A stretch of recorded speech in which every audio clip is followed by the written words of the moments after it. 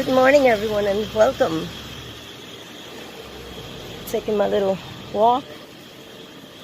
It's part of my little workout routine. So how you guys all doing today? Today I want to talk about something important. Something that will affect the people, especially in inner cities. And that is mostly people that live in the housing projects. Yeah, people always say it's a trap, that there's no way out. There's nothing but pain and poverty.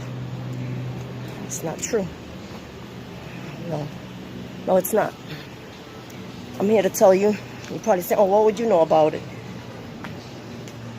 I lived in the projects a very long time ago. That there is no way out is the single most biggest lie ever. Okay? There is a way out. There's a bunch of ways out, actually. Do people who live in the projects, most of them are actually looking for a way out? No. And poverty? Go ahead and hang around those housing projects if you're there. You've never seen so many Michael Kors and all these name brands. So, no. Trust me. Shoes they wear on their feet cost more than everything I have on. How? Pain. That's pain? That's poverty? It's a lie. What's a good way to make it out the projects?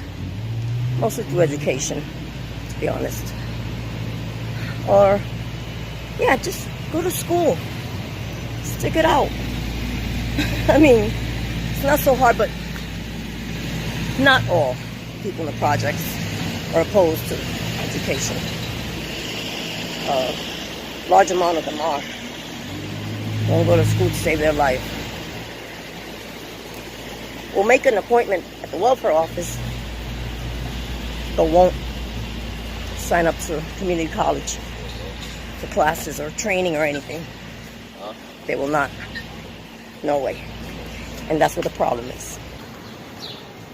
A lot of the females have patience when it comes to getting results from a pregnancy test or a letter from the welfare office. Don't have the patience to go to a community college.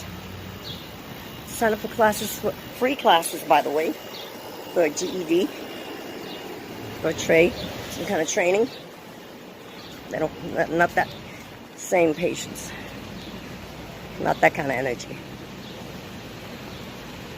Pregnancy tests and appointments to the welfare office, yeah. And I'm pretty sure other states have the same things, just as Job Corps, which helps with GED and training. Come out of Job Corps with a career. No, that's not an option. No. But they'll keep selling the pain and poverty. In the hood, there are soup kitchens. Like, every 15 steps you take, there's a soup kitchen, where they offer food, hot and cold, for you to take also, and clothing. So, no, that's not true. About going hungry and stuff like that. No. It's another lie.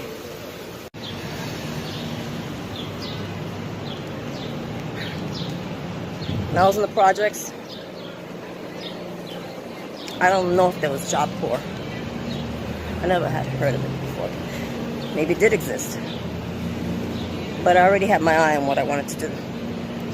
I wanted to attend college, which I did do, and join the military, which I did do. That's how I got out the projects. People want to keep complaining about pain and poverty. I don't understand it, because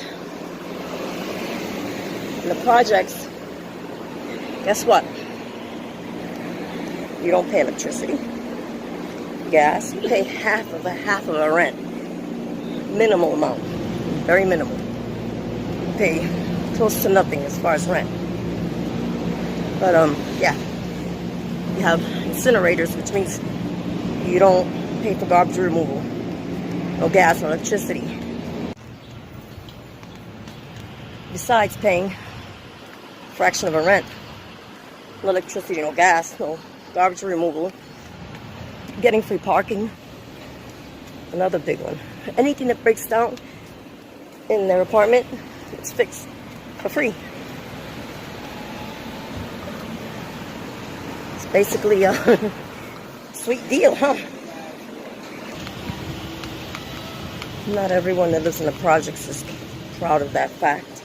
And I've helped many families move out of the projects. It's not hard. It's really not hard. You gotta want to. Not every family that lives in the projects is lazy.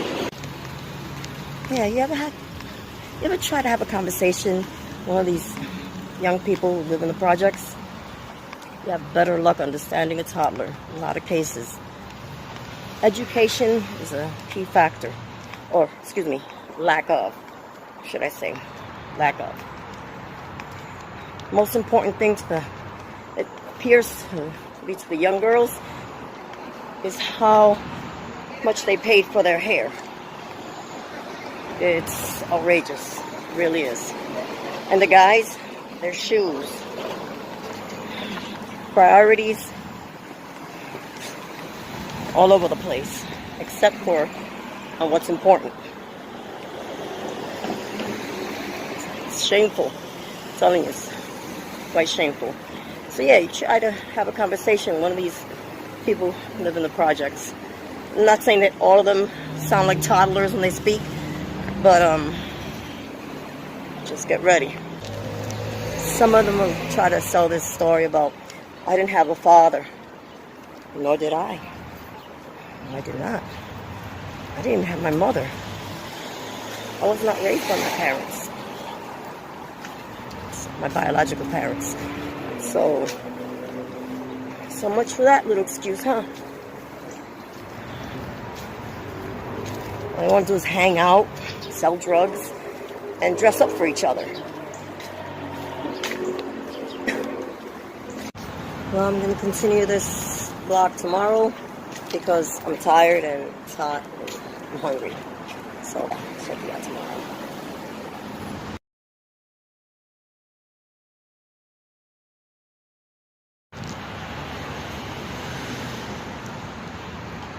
Morning.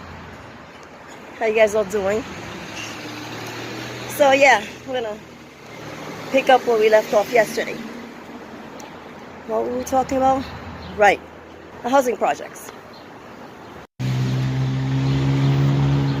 By no means, I'm hoping I'm not coming across as saying that people that live in the housing projects are lazy. No, by all means, then not all of them are. Not all of them are. There's quite a few, but not all, of course.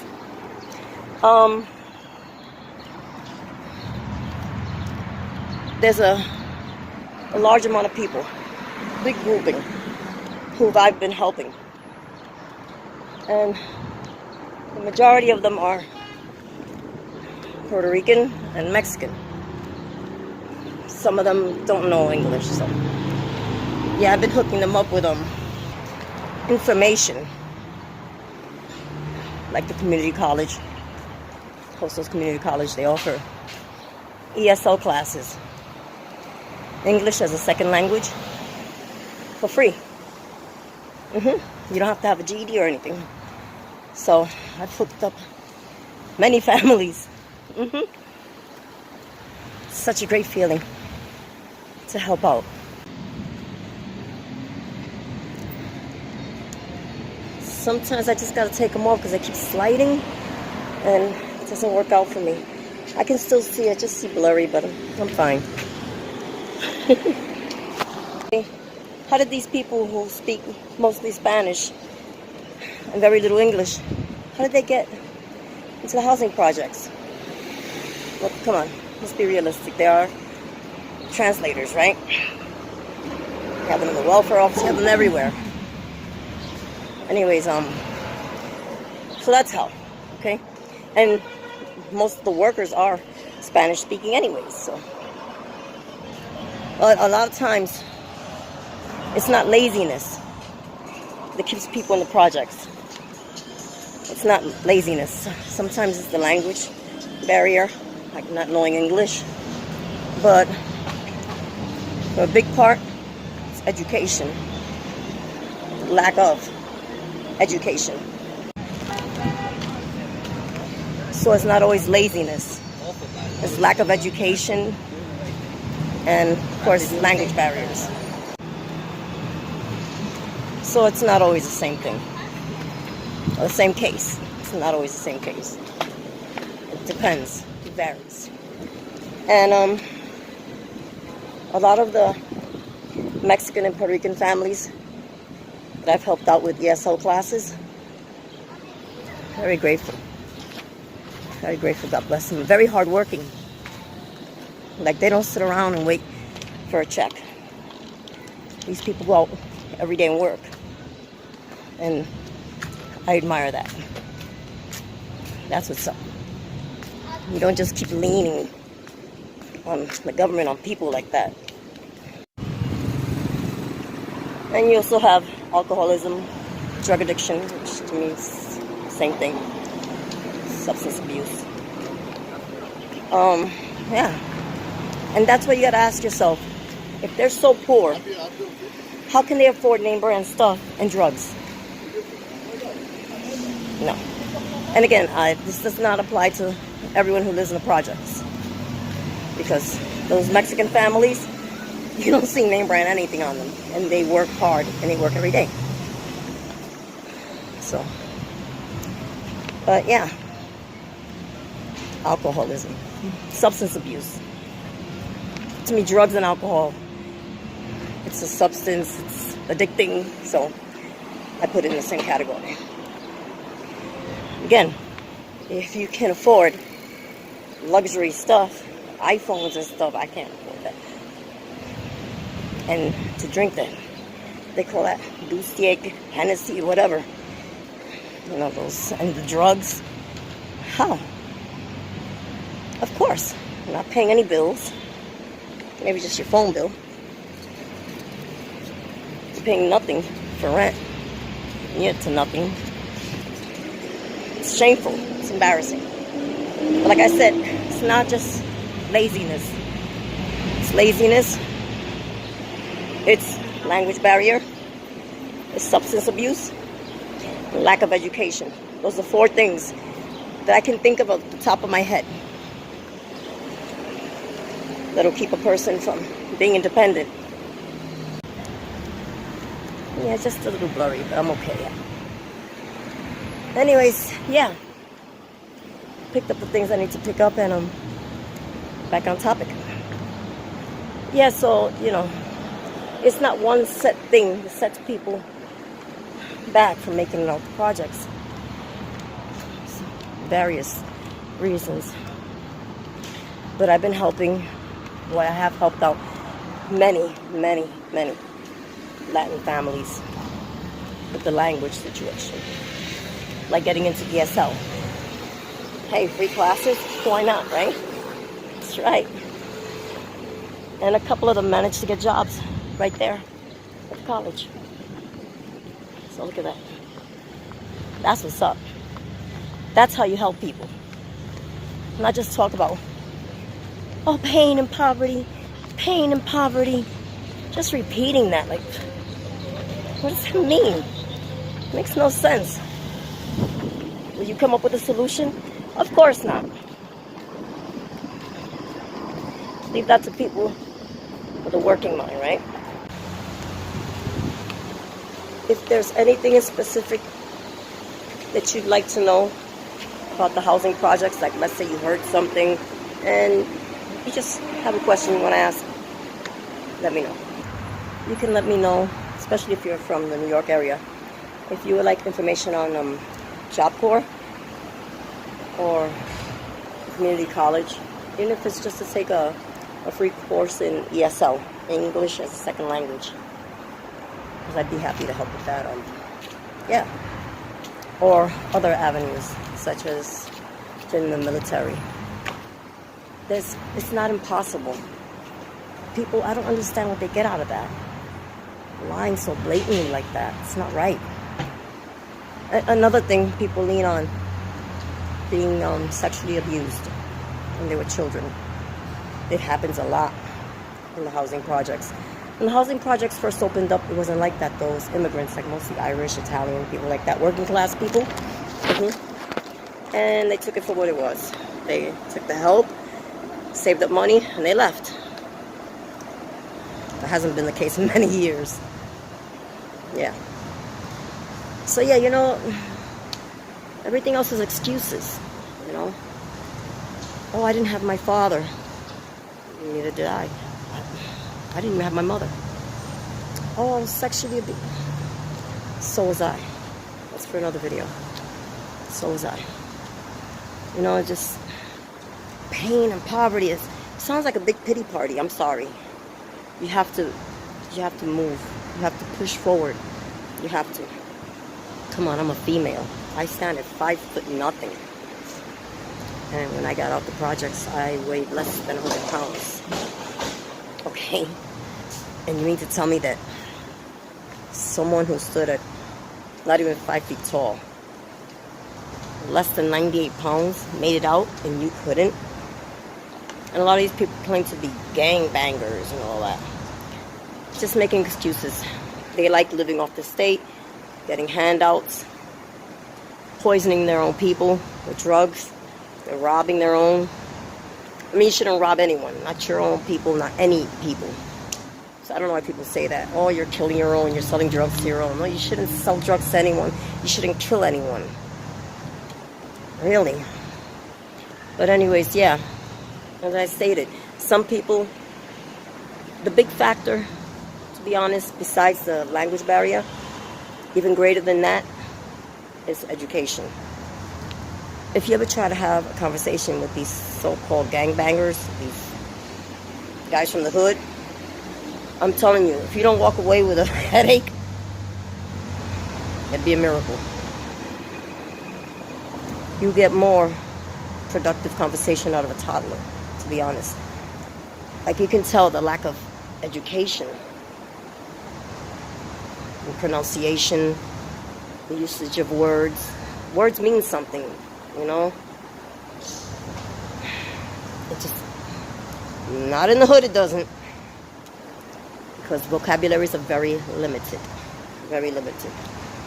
A lot of people know a few more words because they've been on the internet. That's why once my cousin said white folks should have kept the internet to themselves. I don't know, because it's helped a lot of people. Yeah, just like with our ancestors who taught us how to read and write. Exactly. Teaching us a lot. On the internet also, we've learned a lot. But yeah, it's a lot of excuses. A lot of excuses. You know, you go into the elevator, you go into the housing projects alone, you're going to smell nastiness. You can smell the urine when you first walk in. Make it into the elevator, it's like somebody poured out ammonia. And if you take the stairwell, you'll see urine and piles of, and you can tell it's not, because I've had dogs, I've had animals, and that's not from dogs. Oh, you might see people getting high, excuse me, smoking marijuana, drinking, shooting up, snorting, smoking crack. I've seen it all. I've seen it all. I remember one time I was looking out my window, and I lived in the projects, and I saw what appeared to, I thought was a doll. Some guys had thrown another guy off the roof because he owed money for crack. It looked like a rag doll, though. That's what I assumed it was. It was a doll. And that wasn't the first time. Walking home from school, I've seen many things while still on the complex. On the projects, I've seen somebody get their head blown off by a shotgun blast. Before I joined the army, I had already seen stuff. One thing in the army, we weren't killing each other, you know, out of stupidity. Not at all. But anyways, yeah. People having sex in the stairwell, elevator. I'm telling you, you guys will be like, oh my goodness. Yeah. And believe it or not, people choose to live in that kind of environment because they'll pay a little bit of rent, tiny bit of rent. They don't have to pay for light, gas, garbage removal, water, nothing. None of the such. So they don't mind the people getting shot, sex in the stairwell, elevator, the funky, disgusting smells, the crime. It's very sad. Anyways, that is it. That is all for now. Thank you for watching. I hope you enjoyed. May God continue to bless you and everyone you love always. And if you enjoyed this kind of content, let me know in the comment section down below. So yeah, don't forget to subscribe, comment, rate, hit the notification bell, and share. So yeah, till next time, God willing. Only if God's willing. May you all continue to stay blessed, beautiful, and ciao.